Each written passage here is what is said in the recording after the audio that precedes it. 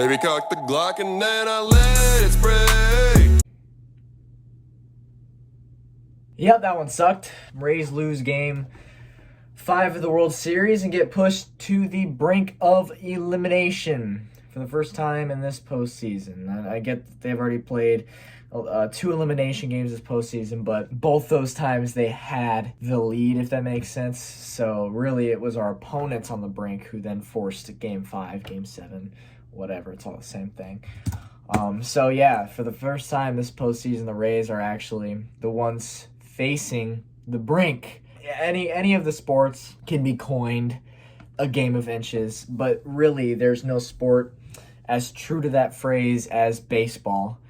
Baseball really is a game of inches at times, and just like last night, just like tonight, just a couple inches would have made a huge difference. Yeah, so we're just going to get into it. Glasnow started today. As we all know, Glasnow did not play good last time he started a World Series game, and it's the same story this time around. He just did not play good. He struggled the entire time, and you kind of saw it in his face that he was facing, like, World Series butterflies. It's just, hey, I'd be that way too. So, yeah, it just sucks seeing Glasnow dominate all year and then be 0-2 in the World Series. So, first inning comes along.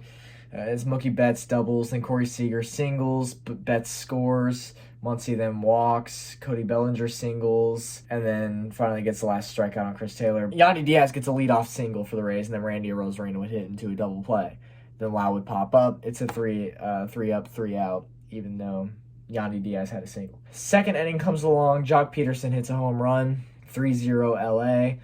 2 more walks issued by Glasnow, and that would be it for the top of the second. Manuel Margot then singled on a bunt into the shift, so that was cool, and then it didn't matter because the next 3 batters would all get out. Bottom of the third comes along as the Dodgers did not score in the top, so bottom, Kiermaier leads off with a single. Zunino then struck out.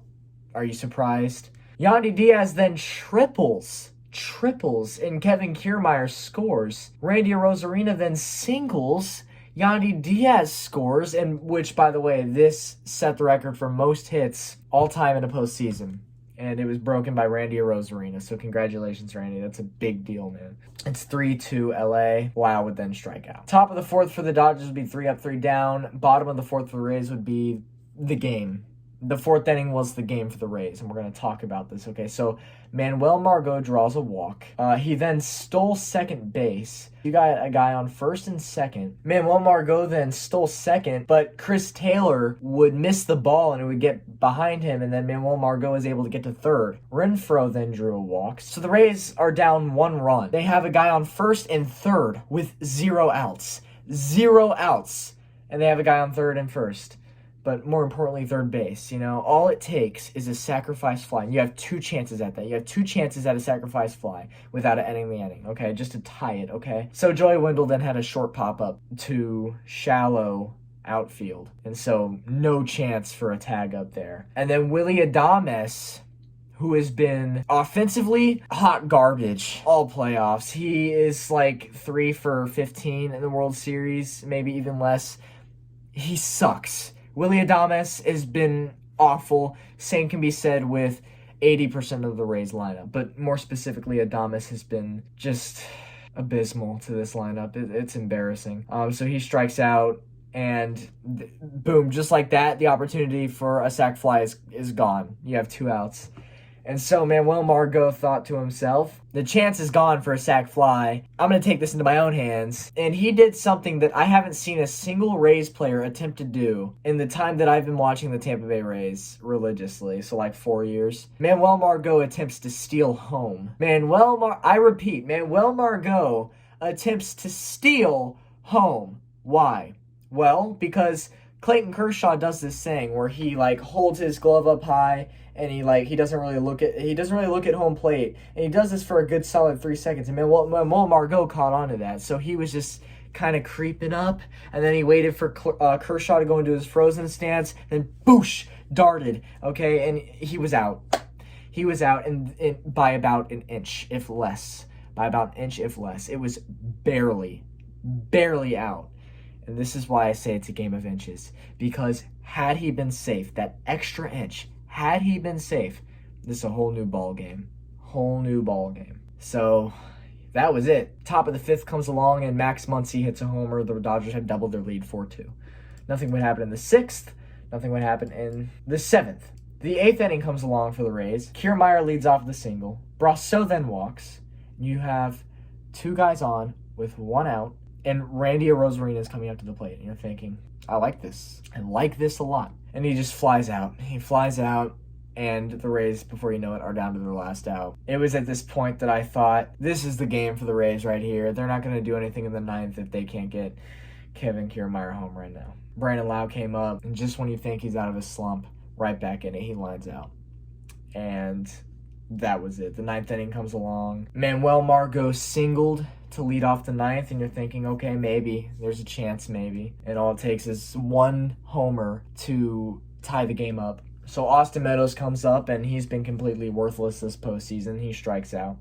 Joey Wendell then comes up, and he flies out. And then Willy Adames comes up, and it's so predictable. It's so predictable. Adames strikes out, and the game's over. You know, when I saw Adames coming up, I did not have high hopes at all. You could see it in his face that, like, he was just, his heart was pounding. You could just see it in his face. And right then, I knew that there was no way he was going to do anything, and the game was over. And the Dodgers have a 3-2 series lead. So for the Rays to win this World Series, they have to win the next 2 in a row, which is something that they have not been tasked to do once so far this postseason until now. So Glasnow, just to give you his stats, 5 innings, 6 hits, 4 runs, 3 walks, 7 strikeouts, 2 homers, which is good for a 9.64 ERA. Just not a good outing for Glasnow. Not at all. There's no doubt in my mind that the Rays pitching staff is the best in baseball and that they are better than the Dodgers pitching staff. And I don't even think that's arguable. I think everybody knows that. But as for the offense, when you compare the Dodgers offense to the Rays offense, dude, you look at the Dodgers offense, you look at hitters 1 through 9, and you're going one by one all the way down to that 9th hitter. And you're thinking in your head, each of these guys could get a hit. Each of these guys could hit a dinger. Each of these guys are good. Like, all of them could make plays. All of these guys can get runs in, which is true because in yesterday's game, you know, that dramatic walk-off with the Rays, Brett Phillips, all that, every single run that game for the Dodgers, all 7 of them came with 2 outs. All of them, all 7 runs came with 2 outs for the Dodgers. So in other words, they're really good at scoring with runners in position. The Rays, on the other hand, not so much. So I just said it. You go through the Dodgers lineup and you're thinking to yourself, this sucks. Every one of these guys are good. Every one of them can get hits at any given time. Then you look at the Rays lineup. You look at Diaz, you're like, who? You look at Arozarena, you're like, okay, yeah, he's good. Arozarena's good. You look at Lau, and you're like, he had 2 good games this entire postseason, okay. You look at Margot, and you're like, that's whatever. Renfroe, probably an automatic out. Wendell, on and off. Adames, guaranteed strikeout. Kiermaier's pretty good. Then you look at Zunino. Zunino. I mean, I don't even have to say anything about Zunino. You look at the lineup and you see the letter Z and you're like, just put a fucking traffic cone there. Just put a fucking traffic cone in the batter's box and it'll be just as effective as Mike Zunino. You might actually draw more pitches putting a traffic cone, thus bringing up the pitcher's pitch count. Because Zunino will just swing at the first fucking ball and pop it up or strike out on 3 pitches. Zunino's a guaranteed out every single time. He's garbage. Yeah, the second the Dodgers beat the Braves in the NLCS, I was thinking to myself, well, fuck. I didn't like the chances at all. Because I've said it before and I'll say it again. The Dodgers remind me of the Tampa Bay Lightning. They're so good every single year, but they never were able to climb that hump. They were never able to just plant their flag. And you know what the Lightning did this year? Finally, after 5 years of underachievement, they planted that flag and they won it all. And the Dodgers just remind me of that, dude. Game 6 is on Tuesday. The Rays have an off day tomorrow. And get this, Blake Snell versus Tony Gonsolin. Gonsolin is, this postseason is 0-2 with a 9.39 ERA, only 9 strikeouts. Look, the way this is lined up, minus the wild card, every single series for the Rays has gone to an elimination game. And I have that gut feeling that it's going to be the same thing with this series. So yes, I'm calling it. Whether it is jinxing it or not, I am calling it as a Rays fan. I have the gut feeling that the Rays are going to win Game 6. And as for Game 7, we'll talk then. if it gets to that point, we'll talk. But let's just focus on Game 6. Game 6 definitely favors the Rays. Definitely favors the Rays. Because Blake Snell, his last start, was dominant. Nobody could hit off of him. And Gonsolin, he's pretty hittable in my opinion. One last thing I will say about the Rays is I've seen improvements in the offense. In previous games, the offense would swing and badly miss, and they'd strike out a lot. I've seen less strikeouts and more so like pop-ups and line-outs, ground-outs, whatever. I'm seeing more of those than strikeouts. And leading up to this game, every other game has just been strikeout, strikeout, strikeout. And it's been absolutely frustrating. But I feel like the offense is finally, they're still getting outs. I'd much rather see a pop-out or a ground-out or a line-out than a strikeout. A strikeout is the last thing I want to see. And they're starting to strike out less and less every single game. And it's promising. It's really promising. So, yeah, the Rays are down 3-2 now. The Dodgers are just 1 win away from that championship. Rays are still 2 wins away, so they have to win the next 2 in a row, which is not impossible for the Rays. They've won 2 in a row several times this season. But it's against a team like the Dodgers, it's not going to be easy at all. So I'm not conceding yet.